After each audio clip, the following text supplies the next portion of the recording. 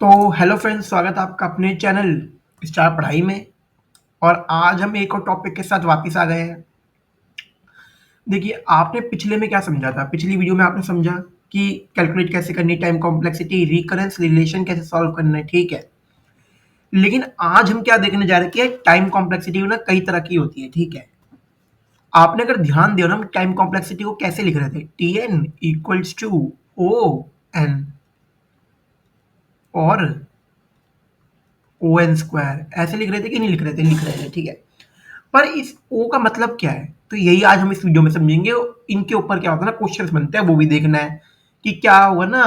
Time complexity आपको compare करनी होगी, ठीक है। उसका भी क्वेश्चन लेकर आया हूं मैं, ठीक है। तो अभी क्या करते हैं, पहले इसको देखते हैं। एन स्क्वायर और एन है, ठीक है। अब मैं आपको बताता हूँ, एक ओ होता है omega theta small small omega, ठीक है। अब आप सोचेंगे क्या लिख दिया, अभी बताता हूं। इसका नाम क्या है? बिग ओमेगा, सॉरी, इसका नाम क्या बताया मैंने? Big O. इसका नाम बिग ओमेगा। इसका नाम हम देंगे थीटा। इसका नाम देंगे स्मॉल ओ। इसका नाम स्मॉल ओमेगा। देखिए, इनमें ना ज्यादा फर्क नहीं है, ठीक है। वो भी बता दो कैसे। अब जैसे देखिए, मैंने कुछ लिखा, मैंने लिखा time complexity is equal to O N, और एफ हमें गिवन है, ये एक फंक्शन है जो हमें गिवन है 1 + n + n स्क्वायर।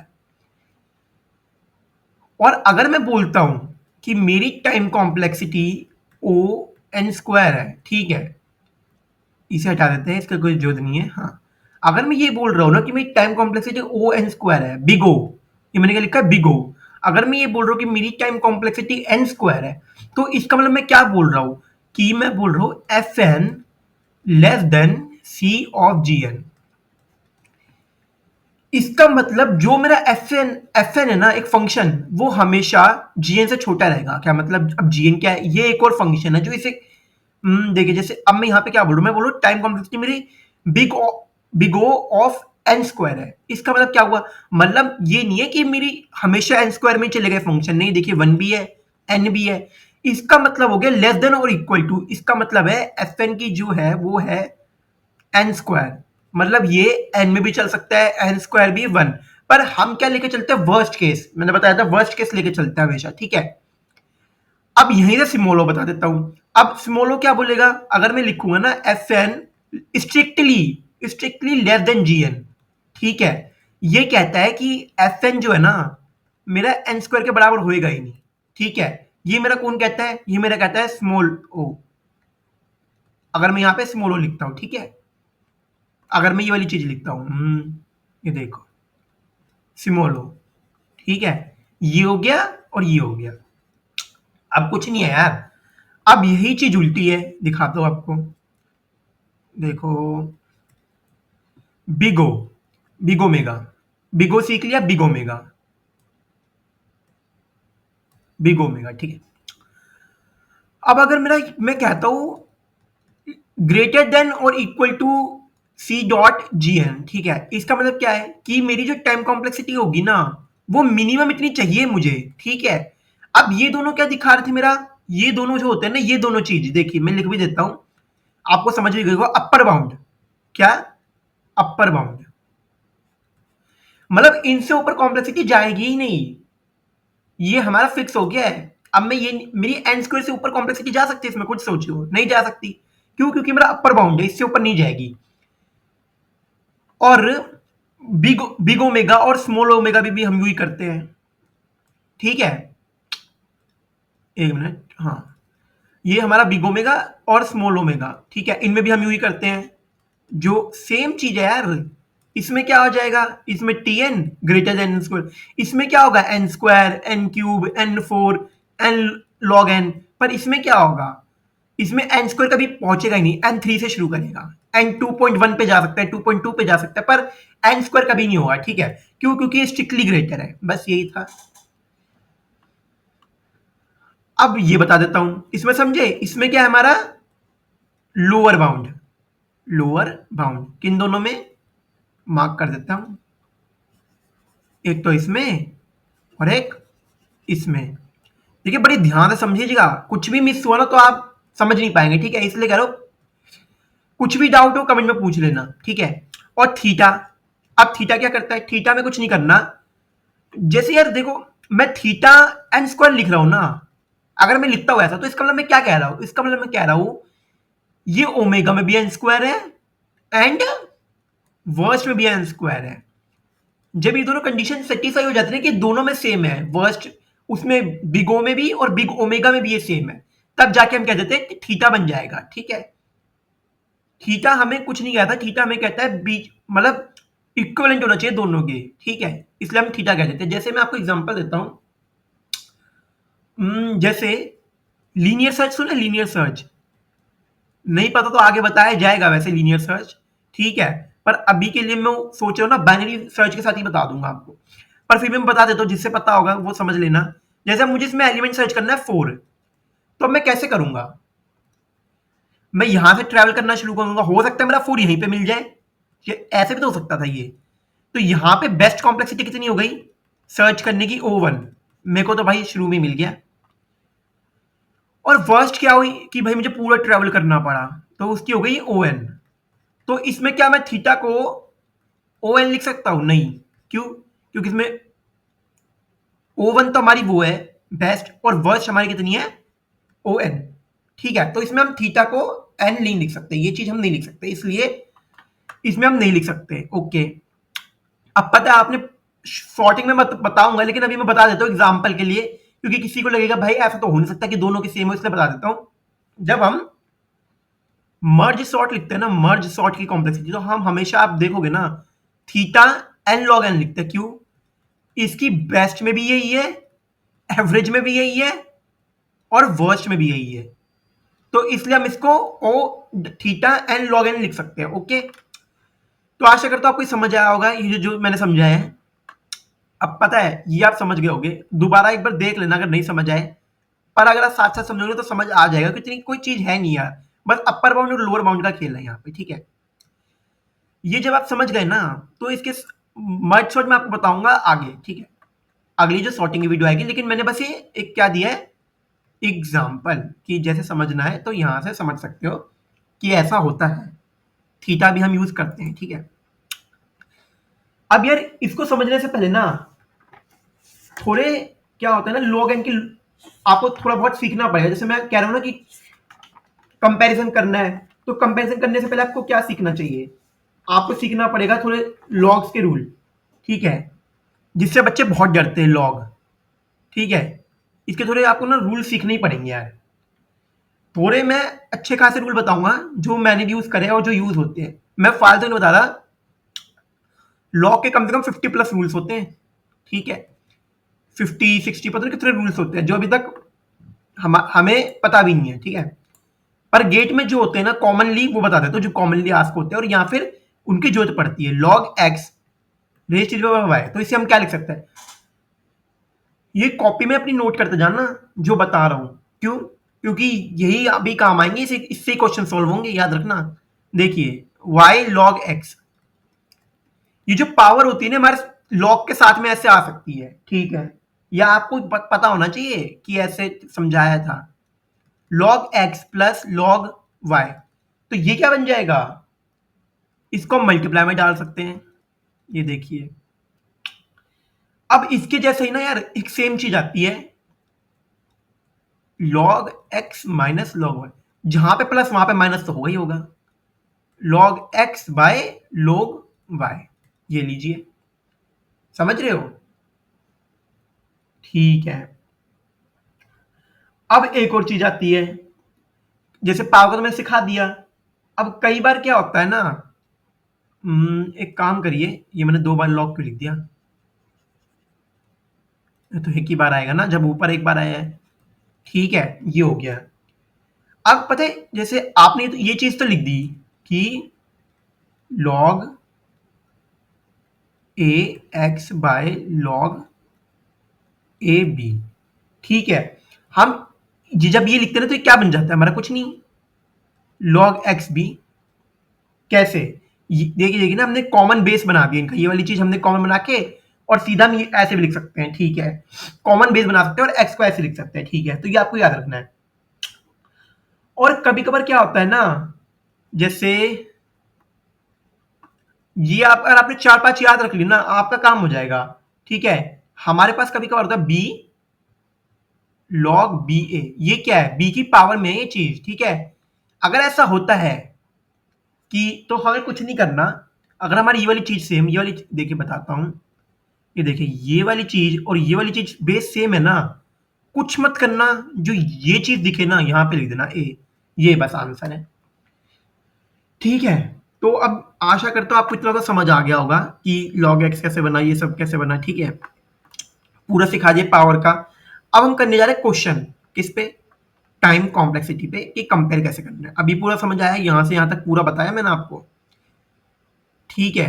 अब हम करने जा रहे हैं कंपैरिजन, कि कंपैरिजन कैसे होगा यार, ठीक है। अब इसे कंपैरिजन करना है ना, तो एक रूल हमेशा याद रखना है यार, एक्सपोनेंशियल ग्रेटर देन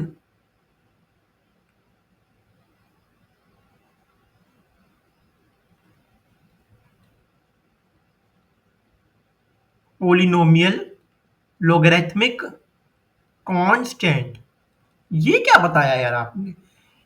इससे मैंने बताया है कि किसकी टाइम कॉम्प्लेक्सिटी सबसे ज्यादा होगी, ठीक है। ये इंक्रीजिंग ऑर्डर में है, ठीक है, इंक्रीजिंग ऑर्डर ऑफ ग्रोथ, ठीक है। अब इस क्वेश्चन को कराने से पहले ना, या मैं थोड़ा ना आपको पहले सिखाने की कोशिश करता हूँ, एन स्क्वायर और एन लॉग एन, मैं इसका एग्जांपल ले लेता हूँ ताकि आपको समझ आए। ये दोनों क्या है यार? लॉग लॉग है इसमें, हाँ लॉग है। इसमें क्या है? पोलिनोमियल, ठीक है। कैसे पता लगा? या देखिए जहां पर लॉगरिथमिक करना होगा ना, वहां पे लॉग गिवन होगा, ठीक है, ये याद रखना, ठीक है। कांस्टेंट आपको पता ही है, 1 2 3 ये सब, ठीक है। और एक्सपोनेंशियल पावर क्या? E raise to the power N, 2 raise to the power N, ये सब क्या? एक्सपोनेंशियल, मतलब एक्सपोनेंशियल ग्रोथ पता ही होगा आपको, 2 1 2 2, ये क्या हो रहा है? एक्सपोनेंशियली इंक्रीज हो रहा है, ठीक है। अब इन दोनों को मैं कंपेयर करता हूं, आप बताइए इन दोनों में से कौन सा बड़ा होगा आपके हिसाब से? एन स्क्वायर बड़ा पाएगा या फिर एन लॉग एन बड़ा पाएगा? देखिए ये तो सबसे बेसिक तरीका पता है क्या है? एन इंटू एन लिख दो, N into N, N log N. अब ये देखो एन एन, यहाँ पे क्या है? एन, यहाँ पे क्या है? Log N. तो बड़ा कौन सा होगा? पता ही लग गया आपको, पोलिनोमियल बड़ा होता है, पोली है ये क्या है? लोगरिथमिक, तो ये बड़ा होगा। अगर कभी ये भी नहीं समझ आ रहा ना, छोड़ो, यहाँ पे क्या है? बेस में 2 होता है, ठीक है। अगर कभी ये भी नहीं समझ रहा है, एन की वैल्यू ले लो, 16 ले लो यार, 16 ले लो, ठीक है। 16 इंटू 16, क्या ये ग्रेटर होगा 16 इंटू 4? ये देखिए आपके सामने है। वैल्यूज लेते जाना, क्योंकि कभी कभार क्या होता है ना, एक वैल्यू लेके कभी मत छोड़ना, क्योंकि एक वैल्यू पे कभी कभार सेम भी आ जाती है चीजें, ठीक है। इसलिए कोशिश करना 2 3 वैल्यूज लो। क्यों? देखो जैसे एन स्क्वायर है और एन है, अब इसमें एन 1 डाल दूं तो दोनों में बनाएगा। अब आप क्या सोचोगे? आंसर सेम है, निकलो। नहीं यार, आंसर थोड़ी सेम है, ठीक है। तो इसमें एन स्क्वायर बड़ा है। तो ये जो चीज है ना, आपको समझ आ गई होगी, ठीक है। अब मैं क्या करता हूं ना, एक और क्वेश्चन, अब ये वाला क्वेश्चन ही लेते हैं हम, एन स्क्वायर, इसे एक बार कॉपी कर लेते हैं नीचे, क्योंकि हाँ यहाँ पे ये देखो, अब यहाँ पे शुरू करता हूँ, ठीक है। पहले लिख लेते हैं N square, N log N, N root N, E N, N 2 N, 1/2, 1/n, ठीक है। 1/2 क्या गया? 1/n, हाँ। अब पता है ये जो क्वेश्चन करने हैं ना, ये अब कैसे करोगे यार? देखो, एक तो कभी भी कुछ ना पता हो ना, सबसे पहले रूल याद रख लेना, एक्सपोनेंशियल पोली, फिर क्या था? लोगरिथमिक कांस्टेंट, ईपीएलसी, ईपीएलसी, ठीक है। इस नाम से याद रख लो, मतलब कुछ भी बना लो यार अपना, मैंने भी कुछ बना रखा है पर बता नहीं सकता, ठीक है। अब ये देखो, ये क्या है? पोलिनोमियल, लिखते जाओ इसके नीचे, पोलिनोमियल। ये क्या है? पोलिनोमियल लॉगरिथमिक, पीएल डाल दो क्योंकि इसमें दोनों चीजें, तो मैं ऐसे डाल देता हूं। ये क्या है? पोलिनोमियल। एक्सपोनेंशियल पावर में है, पोलिनोमियल एक्सपोनेंशियल। ये क्या है? पोलिनोमियल। अब एक बात हो यार, मेरे को दो एक्सपोनेंशियल दिख गए अपने, एक तो ये, एक ये, ठीक है। अब आप ये सोचो यार कि en बड़ा हुआ है 2n, उससे पहले ना आपको वैल्यूज पता होनी चाहिए कि किसकी वैल्यू बड़ी होती है। एक बात याद रखना, ई की पावर जो होती है ना वो बड़ी होती है, ठीक है। तो हमेशा E ratio power N greater होगा 2n से, ठीक है। ये दोनों हमने सुलझा दिए, ठीक है। आराम आराम से सीखना, बिल्कुल कुछ नहीं है, हलवा हलवा। ये देखिए, ये खत्म, ये खत्म, ठीक है। हम दोनों के खत्म हो गए, E ratio power N, two ratio power N को हमने खत्म कर दिया। अब हम जानते हैं जो भी आएगा ना बाकी इसके पीछे आएगा, ठीक है। अब जो भी आएगा बाकी इसके पीछे आएगा, क्योंकि ये देखिए एक्सपोनेंशियल हमेशा ग्रेटर होगा पोलिनोमियल से, उसके बाद लोगैरिथमिक से, उसके बाद कांस्टेंट से, ठीक है। अब इसमें अगर देखोगे ना मेरे पास क्या क्या बचता है, N square, N log N, N root N, N और 1/n। अब इसमें दिमाग लगाओ ना यार, मेरे को दो चीजें तो पता लग रही है। ये है पीएल, तो इसकी हम कंपैरिजन पहले ही कर चुके हैं शुरू में। इसमें से कौन सा बड़ा है, एन स्क्वायर। क्या एन स्क्वायर और इसमें देखिए, ठीक है, इससे पता है हमें, ये हो गया हमारा, इससे भी पता है, इसमें और इसमें, इसे मिटा देते हैं एक बार, इसे सिंपली भी लिख देते हैं एन लॉग एन। इसमें और इसमें हमारा कौन सा ग्रेटर होगा, खुद सोचिए। ये हाफ है, ये क्या बनता है, हाफ बनता है, यानी 1.5 बनेगी, तो ऑब्वियसली हमारा ये बड़ा है। तो एन स्क्वायर तो हमारा सीधा सीधा बड़ा ही दिख रहा है, मैं क्या करूंगा यार, खुद सोचो ना यार, एन स्क्वायर तो बड़ा ही दिख रहा है हमें। और मेरा इसके बाद क्या बना था, एन रेज़ टू पावर 1.5। कैसे, ये देखिए। अब हमारे पास बचा क्या है वो आप अलग से लिख लो यार। आप एक काम करो, हमारे पास जो जो बचा ना वो अलग से लिख लो, N log N, N raise to power 1.5। मैंने क्यों लिखा अभी आपको बताया, यहाँ पे हाफ बन रही है तो 1.5 जोड़ के लिख दिया, ठीक है। और एन और 1/n। अब मेरे को पता है यार, मेरा ये लॉग एन है यार, ये मेरा 1.5 है, तो मेरा हमेशा पॉलिनोमियल में आगे करूंगा, ठीक है। तो हमेशा पॉलिनोमियल आगे करो। फिर ये क्या है, इससे बड़ा, ये तो हट गया। अब इससे बड़ा क्या होगा, एन लॉग एन, एन के साथ लॉग एन भी है तो मल्टीप्लाई होंगे दोनों, तो क्या होगा, बड़ा ही आएगा यार। मैं यहाँ पे इन दोनों को डालूंगा, अगर एन 16, तो आप एक खुद सोचिए, ये बनेगा 64, ये बनेगा 16, ऐसे ही, क्योंकि इसके साथ मल्टीप्लाई मैंने यार, तो सीधी सीधा हो रहा है। इसके बाद क्या होगा, एन, ये क्या है 1/n। अब पता है कई बच्चे क्या करते हैं यार, एक बात बताता हूँ, कई बच्चे ना इसमें गलती कर देते हैं। ये हमारा होता है डिक्रीजिंग फंक्शन, ये कांस्टेंट से भी छोटा होता है, ठीक है, ये बहुत ही छोटा है। क्यों, ये हमें बहुत नीची वैल्यू देता रहेगा। जैसे मैंने 2 डाला इसमें, एन तो 0.5, 1 डाला 1, 1/3 डाला 0.33। तो ये हमारा ना एक टाइम आएगा जब ये जीरो, पूरा जीरो पे रीच कर देगा, ठीक है। इसका मतलब एक तरह से जीरो ही है, तो हमें इसको क्या करते हैं ना, एकदम कोशिश करते हैं ना कि एकदम लास्ट में रहे, क्योंकि डिक्रीजिंग फंक्शन बोलते हैं हम इन्हें, क्या बोलते हैं, डिक्रीजिंग फंक्शन, ठीक है। तो अब हमारी सीरीज क्या बनी, मैं एक तरह यहां पे लिख देता हूं, E raise to power N, 2 raise to power N, N square, N 1.5, उसके बाद क्या था, क्योंकि मेरे को याद तो है नहीं यार, हाँ, एन लॉग एन, एन, उसके बाद शायद 1/n था, हाँ। तो ये हमारी सीरीज बन गई है, और आशा करता हूं आपको समझ आया होगा पूरा। कोई भी डाउट हो कमेंट सेक्शन में पूछिए, ठीक है। अब यार आप सोच रहे होगे यार कि अब क्या हम सारे क्वेश्चन बना सकते हैं, यार देखो, प्रैक्टिस जो होती है ना, प्रैक्टिस वो करनी ही पड़ती है। क्योंकि मैं भी पता है शुरू में वाले क्वेश्चन नहीं बना पाता था, लेकिन जैसे जैसे आप प्रैक्टिस करते हो ना यार, तो वो चीजें बनने खुद लग जाएगी, आपको खुद समझ आ जाएगा, अच्छा। क्योंकि जैसे अब ये वाली चीज है, अब मैं नए बच्चे को दूं ना, वो थोड़ा कंफ्यूज हो ही जाएगा इस चीज में कि कौन सा ग्रेटर होगा, ये सबके साथ है। पर जब आपको एक बार पता लग गया इनमें से कौन सा ग्रेटर, तो ये चाहे किसी भी क्वेश्चन में छुपे छुपे हुए हो, जैसे इधर छुपे हुए थे, पर आप सॉल्व कर दोगे, ठीक है भाई, इनसे बड़ा ये होगा, ठीक है। तो ये सब प्रैक्टिस से आएगा, प्रैक्टिस करते रहो, क्वेश्चन करो गेट PYQ के, इसके ऊपर खत्म करो, ठीक है। तो थैंक्स फॉर वॉचिंग, चैनल को सब्सक्राइब करें, शेयर करें और सब्सक्राइब करना ना भूलें। और अगली वीडियो में मैं अब शुरू करने वाला हूं, क्योंकि हमारी चीजें खत्म हो गई है। अगली वीडियो में शुरू होएगा डिजाइन स्ट्रेटेजीज, ठीक है, वहां से मैं बाइनरी के साथ शुरू करूंगा, ठीक है। Thank you.